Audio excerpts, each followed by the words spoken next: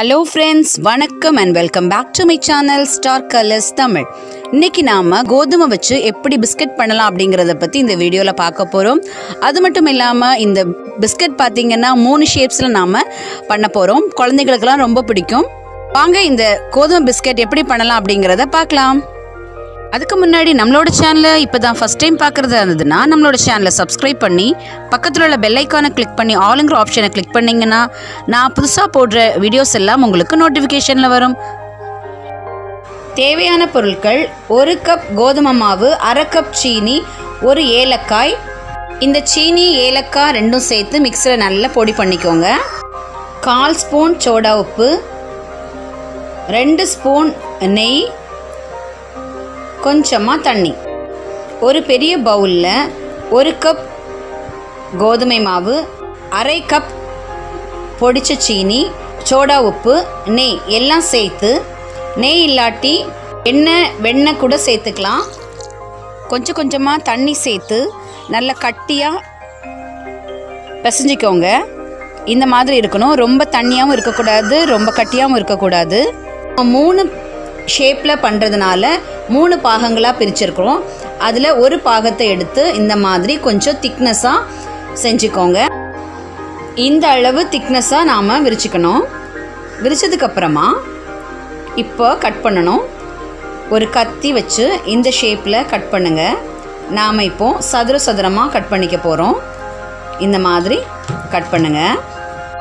First இந்த மாதிரி ஸ்ட்ரைட்டாக கட் பண்ணிவிட்டு அதுக்கப்புறமா நீங்கள் குட்டி குட்டியாக கட் பண்ணிக்கோங்க. இது ஒரு ஷேப். இப்படி கட் பண்ணும்போது கத்தியில் லைட்டாக மாவு தடவுனீங்கன்னா ஒட்டாமல் வரும்.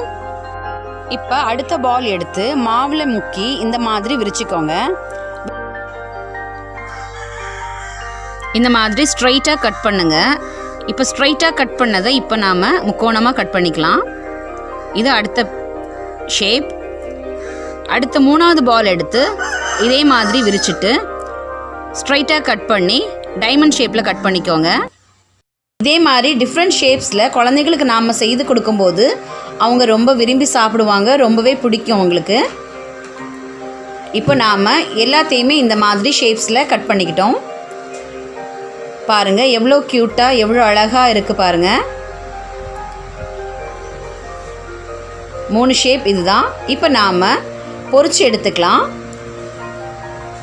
ஒரு கடாயில் எண்ணெய் ஊற்றி எண்ணெய் நல்லா சூடானதும் ஒரு சின்ன பீஸ் எடுத்து இந்த எண்ணெயில் இப்படி போட்டு பாருங்கள். அப்படியே எண்ணெயிலிருந்து பிரிஞ்சு மேலே வரும். இதுதான் சரியான பக்குவம்.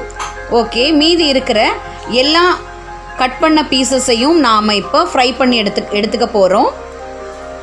போட்ட உடனே கிளறாதீங்க.